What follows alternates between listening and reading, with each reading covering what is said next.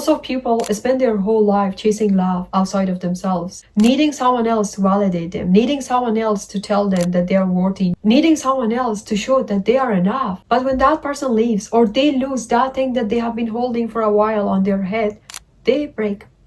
They won't recognize themselves again. They stop living for a while or they stop living forever. Here's the truth. If someone or something absence can destroy you, it means you haven't fully met yourself yet. What you really want is to be chased, to be seen, to be proven, to be validated, to be chosen, because we think to be wanted is to be worthy. To be chosen is to be safe. To be desired is to be valuable. But it's all about something that you need to solve. Maybe it started a long time ago. Maybe it was that school system that rewarded performance. Your family who teaches you to be this way. You adapted. You learned how to be a people pleaser, how to change yourself for other people, how to wait for the permission of other people. And that is why you shaped yourself into this version that would most likely to be chosen. And that version of you, it wasn't the real you. It was all about other people. You changed yourself to be worthy, to be seen, to be picked up. You know, everyone wants to be heard. It is human nature. It is how we are. It is what we are. Let me tell you something. The wound didn't begin with them. It began with you. You are the one who abandoned self-love. You are the one that you won't ask yourself, how are you doing today? You are the one that you neglect all of your desires to be picked up. You are the one that you change yourself because of other people. And you know what is worse? You never can love yourself until you heal the parts of yourself you refuse to meet. That parts of you that need grief. You grieve that younger of you who believed that he or she need to be perfect to be loved. You grieve that younger of yourself that he or she thought that they need to be desirable to be kept. And then you need to unlearn them. You stop changing yourself because of others, because you know you have your own uniqueness. You don't have to have a different lifestyle because to fit in somewhere. You need to stop making your personality a resume for approval. You need to learn how to be ordinary, how to be yourself. You stop waiting to be chosen and you start choosing yourself. You forget that you didn't have to be chosen to be enough. You didn't need to show your value to everyone. You didn't need to be available for everyone. You didn't need to show you're valuable. You are valuable just because you're a human. And that is enough.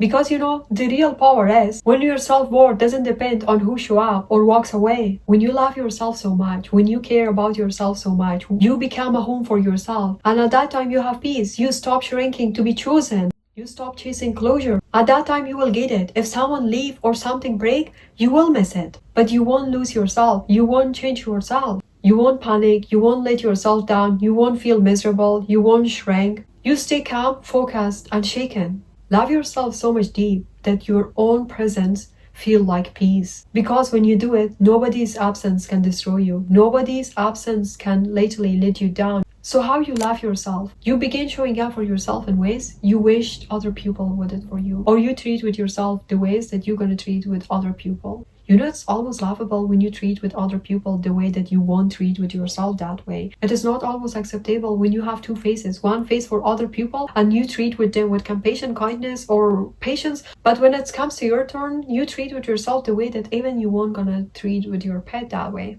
Why you should work so much hard to get other people attention, but not yours? You know, your inner voice shapes your experiences. Replace all of the negative thoughts.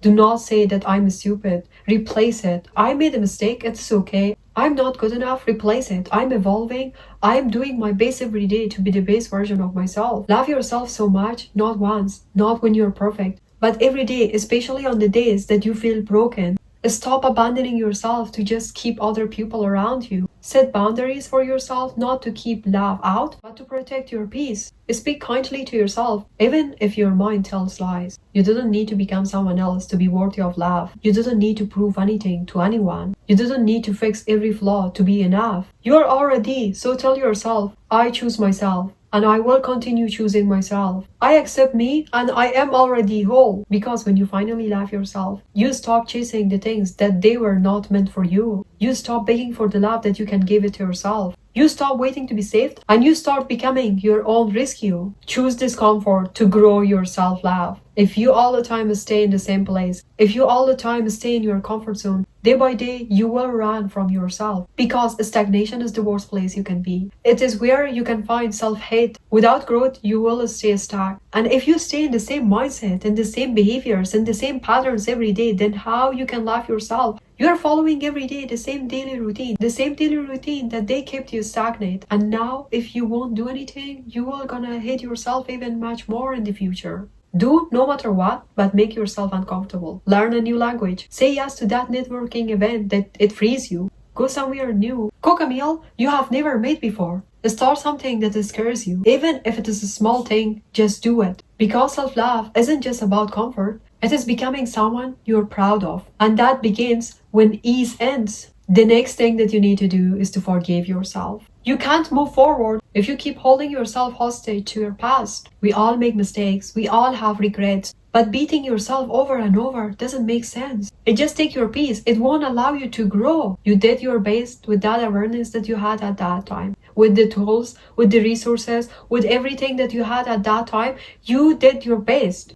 Even if you go back, you cannot change it because you don't have the awareness that you have right now. You don't have the growth that you have right now. You don't have the mindset that you have right now. When you're regretting something from past events, that means you're growing. Now you have that awareness, but before you haven't had it. Maybe you stayed too long. Maybe you trusted too easily. But that version of you was still learning. That version of you needed to make that choice to become who you are today. Forgive yourself and accept everything that happened because it happened to grow you to this version who you are right now. You can't hate yourself into a version that you will love. Accept your flaws, accept your past mistakes, accept everything that happened, and write a letter to yourself from a perspective of someone who loves you unconditionally. Loving yourself, it is not a feeling, it is a practice. It is brushing your teeth when you feel sad. It is walking away from what it hurts you. It is choosing peace over chaos. It is being kind to yourself, even on your worst day. If you want to learn how to believe on yourself, do not forget to watch this video. I will see you in the next one. Until next video, bye bye.